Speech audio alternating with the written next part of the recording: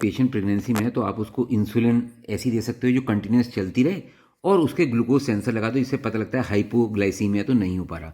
अच्छा, जो HbA1c 85 millimole पर है, इसका कन्वर्ट करके करीब 10.7% HbA1c आता है।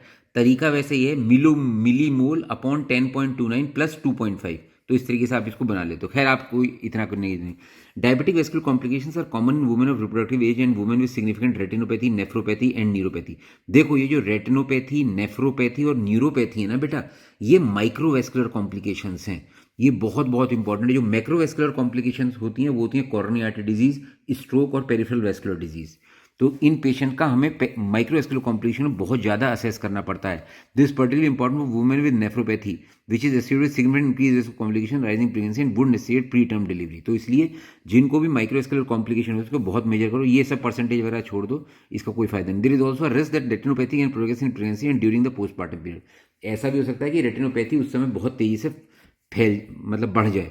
Congenital abnormality is the important cause of mortality and morbidity in diabetic pregnancies, as seen in 2 to 4 times more common often in pregnancy without diabetes, and a threefold excess of cardiac and neural tube defect. In addition to structural abnormalities, fetal macrosomia is a frequent complication. क्यों होगा fetal macrosomia?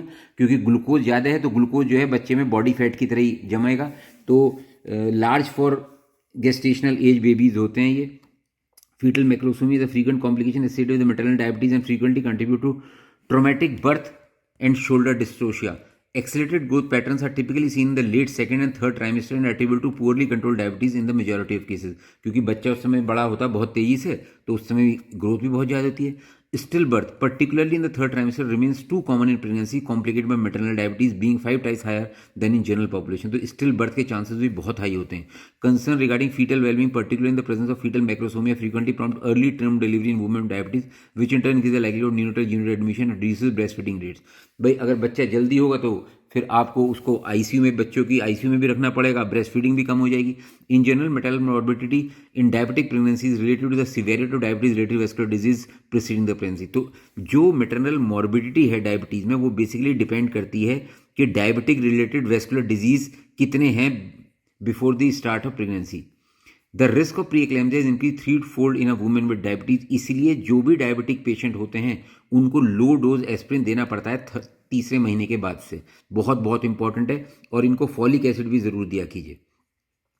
Women with diabetic retinopathy are at progression of disease and should be kept under careful surveillance. Retinal screening at booking इतने week पे करो और इतने week पे करो। Other possible